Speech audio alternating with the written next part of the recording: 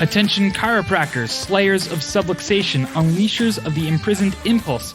I am Dr. Anthony Pellegrino from ChiroEdge, and welcome to this week's episode of the Chiropractic Research Breakdown, where each week we break down the most relevant chiropractic science and philosophy to empower you with the ammo and certainty necessary to change your community from the inside out. Welcome to another episode of the Chiropractic Research Breakdown. I hope by this point you know that I'm your host, Dr. Anthony Pellegrino from ChiroEdge. I hope you also know that I love education and I love helping you change your community. So anything we talk about here, we'll probably make into like a patient newsletter. And if you want that, jump on chiroedgemedia.com. I'm here with my guest, who I'm very excited to have her here. Her name is Amy, or Dr. Amy Haas. She's done some pretty cool things and she's humble about it. So if you want to check it out, just go Google Amy Haas with 2 A's and you'll see that she has like 17 PhDs from Yale. I'm just kidding. She only has 14 again. But yeah, she is smarter than me and has more degrees than probably you and me combined. And that's going to make her really uncomfortable. So I'm going to go with it. And we're going to be talking about, so if you guys are listening right now, get ready because you're going to want to stay on now. Oh, you didn't see. So she hasn't seen the copy that I have. If you guys are watching live, it's so funny. You told me not to go and keep you humble because I termed you in the actual post. I believe it was the Queen of HRV and the Duchess of Adaptability are the literal words which you can use on stage now. Duchess of Adaptability. The Duchess of Adaptability, I think you should use from now on. So we're going to be diving deep into those topics, specifically integrating adaptability into a clinical practice and explaining and communicating that and shifting, as we said, from, hey, how are you feeling today to how are you adapting to physical, chemical, and emotional stress today? And I'm super excited to dive into this. Did I cover everything you wanted to cover there, Dr. Amy? Perfect. Let's get into the meat. Let's get right into the meat. So I was super excited that when you wanted to discuss about integrating adaptability into a clinical practice. What ways do you do that, or do you think we should know about? The first thing that I do in my new patient exam is I use a multimodal exam, which shows what is normal versus abnormal about both the structure and the function of the body. And then you frame it and you say, okay, if this is not working well in your body, is your body able to adapt to a stressor at its best? And the common sense answer to that is, of course not. And then you can give people some really concrete examples of how subluxation can interfere with adaptation in the body. You can use, stories and allegories and stuff like that.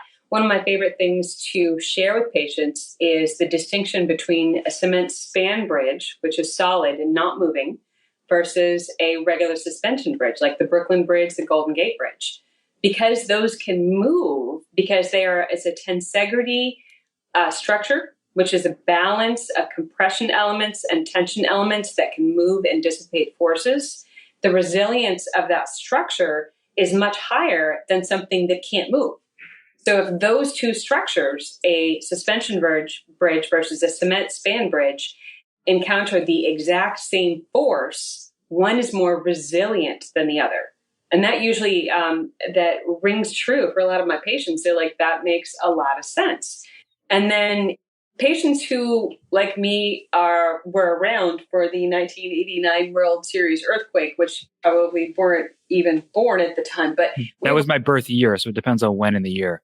Oh my God. Out in San Francisco, one of my formative memories, I was an early teenager, and all of a sudden I was watching the World Series on TV, and everything started to shake. And I'm like, is the TV shaking? No. Their world is shaking. Wow. And they had a huge earthquake out in San Francisco. There was a lot of destruction, and there was a very famous freeway called the Nimitz Freeway. It was a double-decker freeway, and there was significant damage. One layer, in many cases, fell onto the one below it because that bridge was not able to move and dissipate with the forces of the earthquake. And at the exact same time, the San Francisco Golden Gate Bridge did just fine. Actually, there by some reports, it started to vibrate and resonate, which unto itself is interesting. But that drives home the point, because many of us remember that. That drives home the point that freedom to adapt to forces is essential for resilience to stressors. Make sense? Makes perfect sense. One thing I think is really important is, I mean, we can like talk about adaptability, and it's something that, you and I talk about all day. But if for those individuals, I don't know if you still have this, I don't know how you've framed things in your community. There's still people who come to us because when they walk through the door, they're expecting, like, I have back pain. I don't care. I just want that to feel better. Mm-hmm. And it's this constant like shifting of conversation. How do you take that person for, I just want to have my back feel better, to, I want to better adapt to physical, chemical, emotional stress, not just for the short term, for the long term? Mm-hmm. First and foremost, don't make them wrong. They're not wrong for coming to you for back pain. That's a very common conception about chiropractic. But you can say, there's more to it. Can I share that with you? And then you could go to the tensegrity structure and say, hey, the human body is a biotensegrity structure. It's like the Golden Gate Bridge, except that adaptability is regulated by this thing up in your cranium called your brain. So if you have anything that's not moving in the structure that you're experiencing as pain or symptoms or tightness, that means that your structure is probably compromised. And where's that going to go for you in 5, 10, 15 years? And then you can start talking with people about what's really important to them. Because typically if someone has a symptom like pain, back pain, some crap like that. I had it too, so I get it. But if someone comes in with a symptom like that, one of the things that we can do to expand their world is say, okay, and what's that stopping you from enjoying in your life?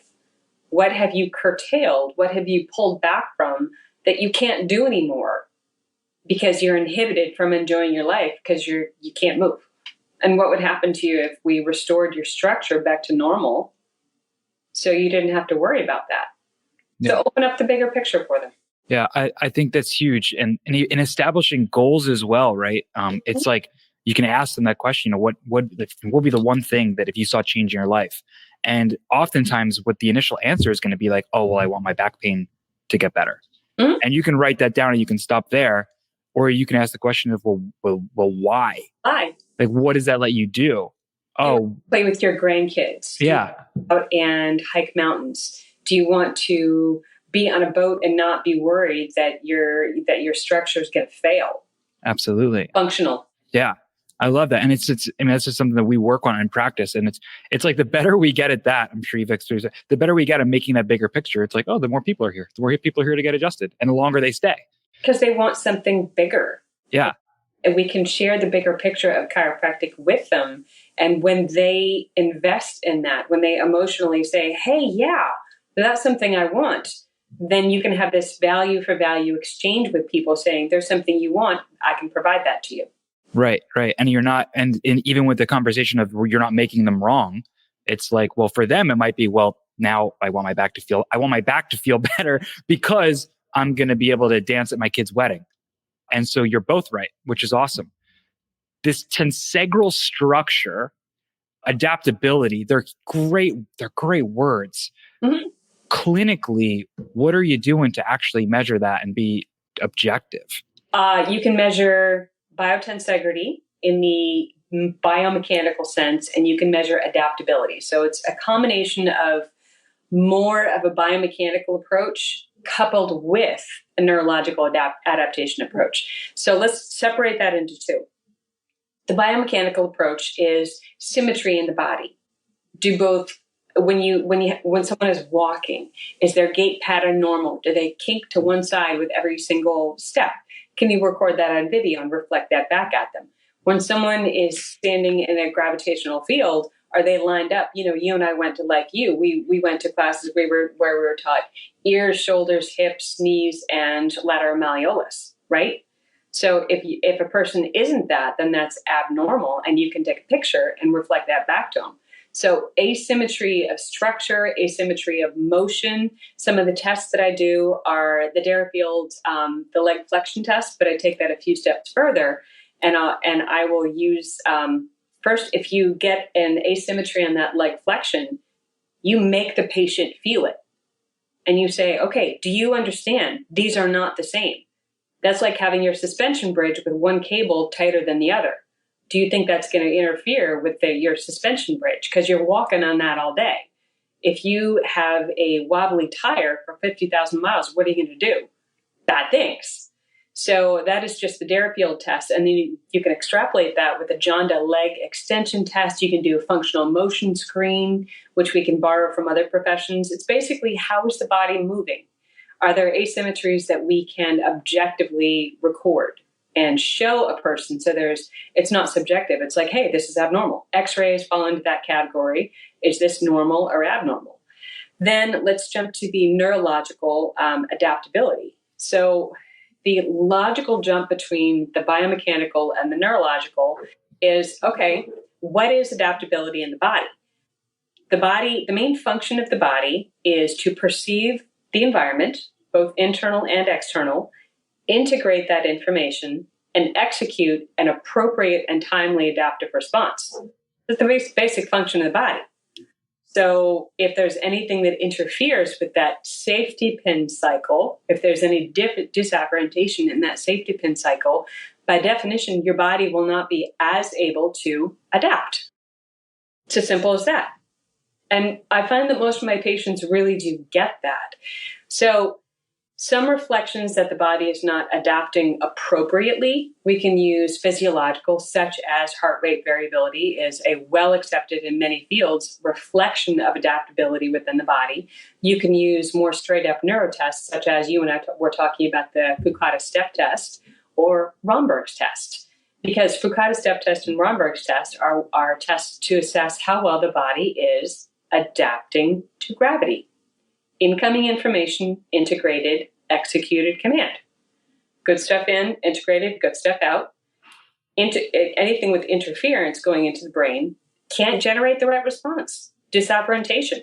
And for anybody who's listening to this, Christopher Kent has written a fantastic article on disorientation. I'm going to refer you to that for further, deeper reading, because that will, if you haven't heard of that, you need to read that. It's beautiful. Are you referencing the 4D or one of his more recent stuff?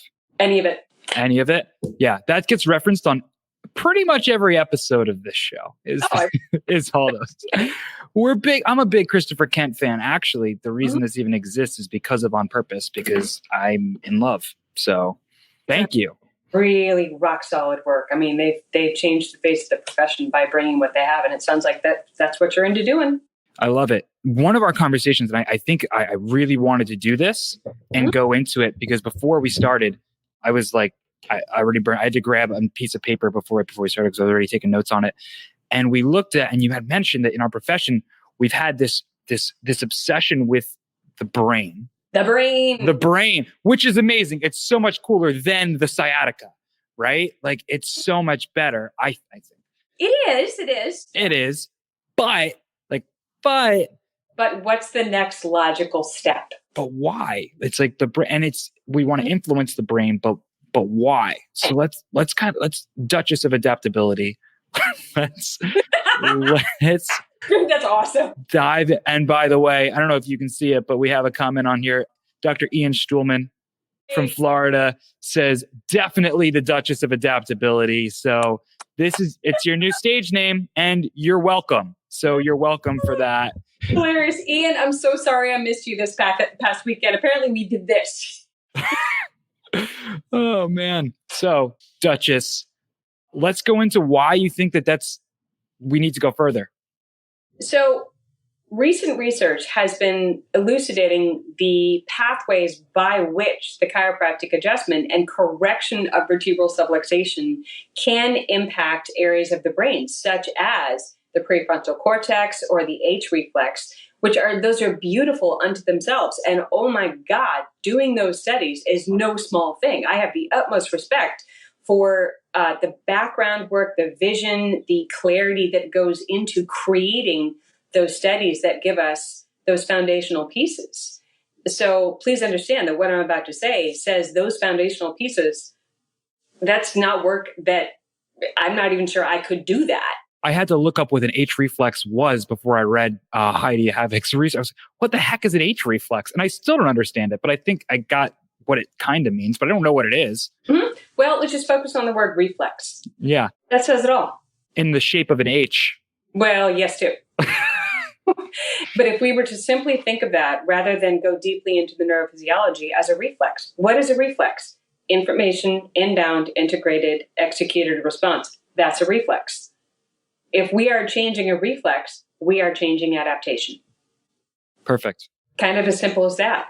When we're talking about changes in EEG, when we're talking about changes in the prefrontal cortex, then we are talking about how the body integrates information and executes its response. So where I would love for us to shift as a profession is taking all of this great information that we're starting to accrue about how chiropractic affects the brain and taking that next logical step and say, what's the outcome? Because what I think will get us further as a profession is showing outcomes, neurologically based outcome, adaptive outcomes that are measurable and accepted by multiple fields. And this is the way that I think we're going to get our foot a little bit more in the door. But we have to maintain our unique philosophy with respect to adaptability. And we are empowering the body to adapt better. We're not correcting adaptation. We are eliminating anything that is obstructing adaptation. Very different perspective. And we can still maintain that while simply stating our patients are adapting better as measured by heart rate variability, Romberg's test, Bucata step test, as measured by heart rate recovery is one of them after exercise. Mm-hmm. I mean, you and I can probably go back and forth until the cows come home about different ways we can take tests and interpret them as adaptability. Yeah. Fair? Yeah, I love it. And I think that that's a huge thing is that when we look at this brain function, the same thing with HRV, which we're kind of talking about. It's like seeing you have an awesome retrospective analysis that showed case series of changes with HRV, which is great from last year in the Chiropractic Journal of Australia. But one of the things is like with HRV, I mean, outside of saying, we have these 3,000 people, and the only thing they did chiropractic, and this is a double-blind randomized controlled trial, how HRV changed. It's kind of hard to see that this is the one thing that changed. And even with that, it's like this concept of garbage in, garbage out, essentially. And not just garbage, but like how much, right? Quantity and quality, and both of those things. Mm-hmm. And being able to measure with these other things and take the whole pie together, mm-hmm. which is why I love that Christopher Kent article on 4-dimensional model of subluxation. Yes. Because he's like, how do we measure it? Dysautonomia. Well, we can do thermal. We can do HRV. Adaptability. How do we measure the quantity and quality? Dyskinesis. Well, we can do SEMG, and we can take all of these things together and mm-hmm. create this full picture of adaptability. Right. That's the multimodal assessment that I was talking about that I do with my patients so that we can create that bigger picture for them and get a general sense. How well is the body adapting? Where are the areas where we can eliminate or remove any obstructions and just allow the body to adapt better? Yes. And I love watching people and being on it and talking about better adaptability. Can we, and I don't know if there's anything here or not, but we're going to find out. Differentiating between the quantity and the quality, in terms of like input, okay, mm-hmm. and aberrancies, and when subluxation is present, is there not enough movement, which is causing bad information going up? Is mm-hmm. there improper movement, which is causing the wrong information going up? Is there too much movement, and now there's a bombardment of proprioceptive information? The brain's like, what the heck's going on? I can't handle this. Mm-hmm. Are we getting too hung up on any one of those things? Mm-hmm. Do we need to explore all of them? Is one of them needs to get thrown out? You know this better than me. What topic do you like? Where should we be going with that? Mm-hmm. I'm going to take this in a direction you're not going to expect. I love that. So, which of all that information does the brain need to make the best decision possible for adaptation, for survival? Tell me. There's kind of no question about that. If there's any deficit of information, whether that's quality or quantity, that results in a decision that may not be appropriate. right? Yeah. So I'm a pretty big hiker. And several years back, there was a young lady hiking in the northern presidentials of the White Mountains in New Hampshire. Mm-hmm. Her name was Kate Montrasova. She was actually an accomplished mountaineer. She knew what she was doing. And she was going to do a very difficult hike called a presidential traverse, which is over 22 miles over the highest peaks in New Hampshire in the dead of winter. So not much of a margin for error there. You have to have very good preparation and very good decision making. She had actually climbed, honestly, I've forgotten. I think she had already climbed Kilimanjaro, Rainier. She may have been a couple other ones, but she was an accomplished mountaineer. And she decided she was going to set out and do this hike solo. Well, she didn't have all of the information. She did not successfully check the changes in the weather forecast for that day, but there was that she could have perceived the changes in the weather as the front was altering its course, had she not had her headphones in. That simple deficit created she had a lack of what they refer to as situational awareness. Any deficit in situational awareness created an inability to make the right decision. And that is why she made the wrong decision and she died. So what's the moral of the story? The least little tiny thing, headphones in your ears where you can't hear the increasing pace of the wind howling at your back. You don't have that information, you're not going to make the right decision. So I'll go back to the question, which information is necessary for the brain to make the best adaptive decisions? All of it. Mm-hmm. And I think that kind of throws almost like a wrench into the research aspect of it, because it's like, we can look at this and it's like, if it were if every 100% of the time somebody's information was off. An analogy that I like to do with all of our financial guys is like, listen, like if you had Warren Buffett's brain and you just made all the right calls and yesterday you read a book that was just the history of the last 100 years of what the market did, right? And you had Warren Buffett's brain and you made decisions based off the information that came from that book. Mm-hmm. But that book was not the correct information. The history was wrong. Mm-hmm. You're not going to pick winners. You're not. Right. Even if you're making all the right decisions based off the information that you have, mm-hmm. you can't pick a winner. And if it were like that, if that were the case 100% of the time, mm-hmm. right, then, well, that would be really easy to study because you would just measure the quality of afferent signals. Okay. Kind of like if, I believe that sometimes there's nerve compression, right? And that model of subluxation in some people is apparent and present, but it's not there 100% of the time. So it makes it more difficult to study subluxation.